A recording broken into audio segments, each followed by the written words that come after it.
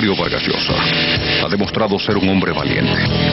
Por ello supo oponerse a todo aquello por lo cual había luchado cuando descubrió la falsedad esencial que lo envolvía, abandonando las filas de la izquierda para enfrentar regímenes como el castrista.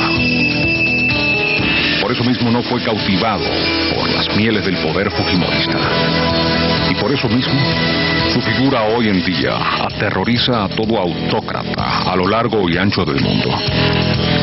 Además de ser un intelectual, un escritor de quilates, su autoridad moral ni se discute ni puede ser desconocida. Vargas Llosa es una referencia para toda Latinoamérica, completa, desde el Río Grande hasta la Patagonia. Es una persona de una estatura moral, por su trayectoria política, por su trayectoria literaria, que sencillamente no tiene parangón. Con su Guerra del Fin del Mundo reescribió la historia y hoy en día, ya con su avanzada edad, la sigue escribiendo. Bueno, Mario Vargas Llosa es probablemente, y sin probablemente también, el intelectual latinoamericano de mayor calado, de mayor entidad. No solo es un gran escritor, un gran narrador y un gran ensayista, sino que es un hombre de ideas, circunstancia que lo distingue muy particularmente de otros escritores e intelectuales de nuestro continente. De modo que Vargas Llosa es al día de hoy el intelectual más completo y más profundo de América Latina. Mario Vargas Llosa es un referente para los latinoamericanos en muchos sentidos.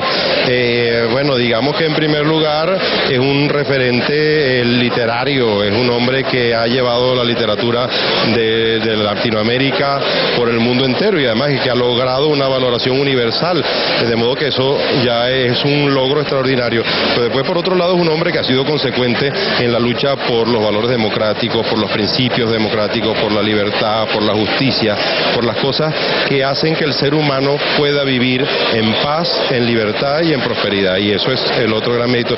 Y el tercero, pues, es un extraordinario ser humano. Bueno, yo creo que una mezcla de dos cosas, ¿no? Por un lado, de la imaginación literaria, una vida enteramente dedicada a la creatividad literaria y además la creatividad cultural en general. Y otra dimensión que es una dimensión cívica, ¿no? Algunos la llamarían política, yo la llamaría más bien cívica, de compromiso y participación con los valores en los que cree. A veces con mucho riesgo, a veces de una manera muy apasionada, pagando un cierto costo, pero que se ha convertido en parte indisociable de su personalidad, ¿no? Mario Vargas Llosa, el peruano universal, el exponente del boom latinoamericano, el español por adopción, el defensor de la racionalidad política, el miembro de la Real Academia Española y el enemigo de la demagogia. Hoy en Yo Prometo.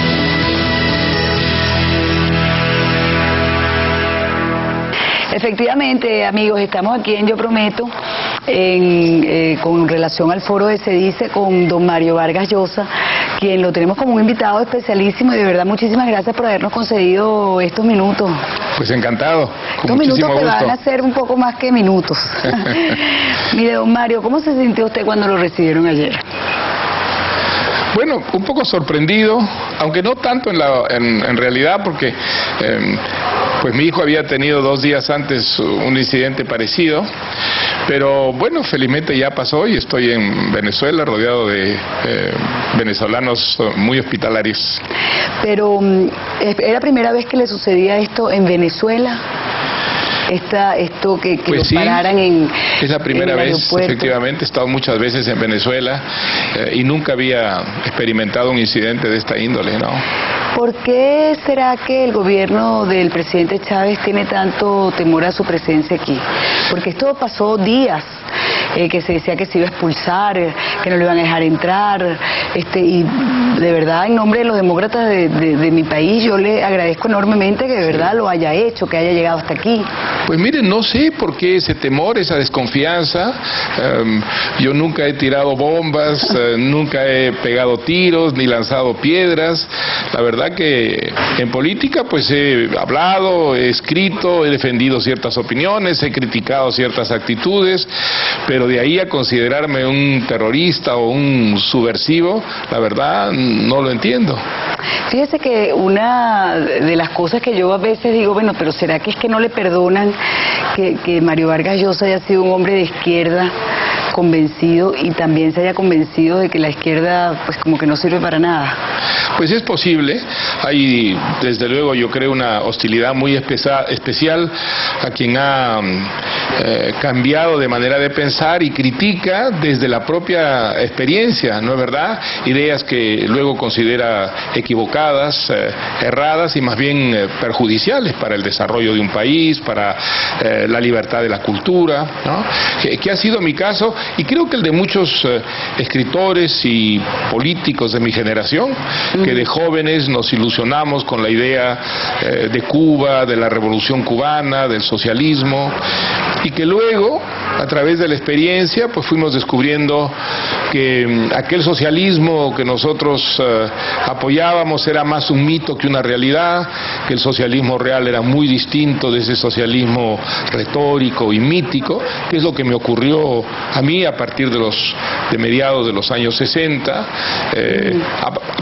a base de una serie de experiencias vividas muy directamente, ¿no es verdad? Así como por ejemplo. Claro, pues mire, la Revolución Cubana, yo fui muchas veces en los años 60 y en cada uno de esos viajes yo fui descubriendo un deterioro o una realidad muy distinta de aquella que a mí me había ilusionado, al ver que el régimen adoptaba más bien un modelo soviético, autoritario, de desarrollo, sin ningún tipo de espacio para la crítica, para el disidente, y vi crearse toda una estructura de represión sistemática de todo lo que no era apoyo incondicional al régimen.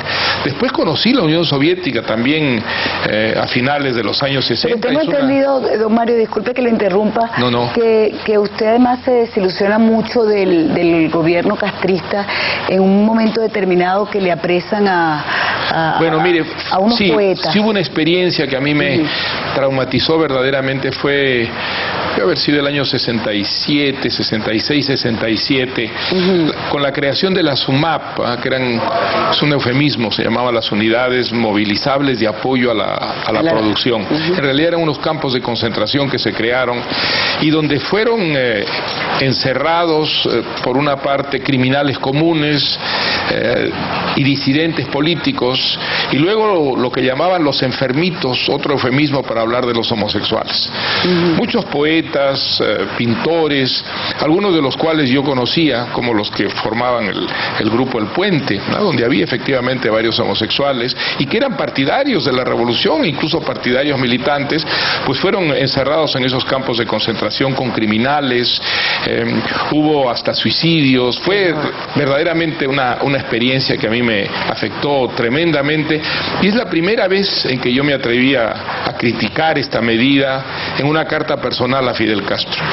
A partir de esa época yo fui cada vez más crítico de lo que ocurría. La carta personal, disculpe, que no se hizo pública. No se hizo pública. Yo todavía vivía bajo ese chantaje del que éramos víctimas muchas personas que militábamos en la izquierda, ¿no? De que no había que dar armas al enemigo. Pero sí me atreví yo a escribirle a Fidel Castro diciéndole pues cómo era posible que una revolución que para nosotros representaba la libertad actuara de esa manera tan injusta e incluso cruel con militantes de la revolución. O sea, que ustedes eran amigos. No, amigos no. No, yo lo cercanos. Yo lo vi 3 o 4 veces, siempre en reuniones de grupos. Era imposible hablar con Fidel Castro, ¿eh? No admití interlocutores, solo oyentes, ¿no? Hablaba él, había que escucharlo. Cualquier parecido con la realidad. Tenía una personalidad efectivamente arrolladora, pero a partir de ese momento yo fui cada vez más crítico y luego pues creo que la experiencia de la realidad fue la decisiva cuando aparecieron todos los testimonios de los disidentes en los países socialistas, en la Unión Soviética, en lo que se llamaban las democracias populares, o sea, en los países satélites de la URSS.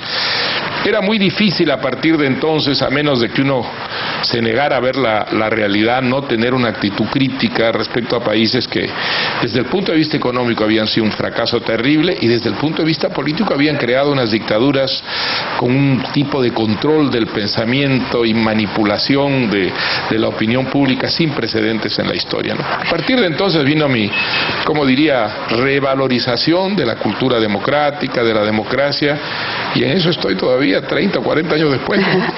Tenemos que hacer publicidad. Al regreso yo quiero que nos cuente un poquito, a usted también ahora los revolucionarios lo acusan de ultraderechista. Yo quisiera que habláramos un poco de si eso no son terminologías ya hasta pasadas de moda, ¿no? Y además, también aquí en Venezuela, el canciller venezolano y los medios de comunicación oficialistas, que son la mayoría, lo acusan de ser un peruano que no quiere a Perú y que se acogió a la nacionalidad española. Yo quisiera que nos contara y nos explicara un poquito de esto al regreso de los comerciales.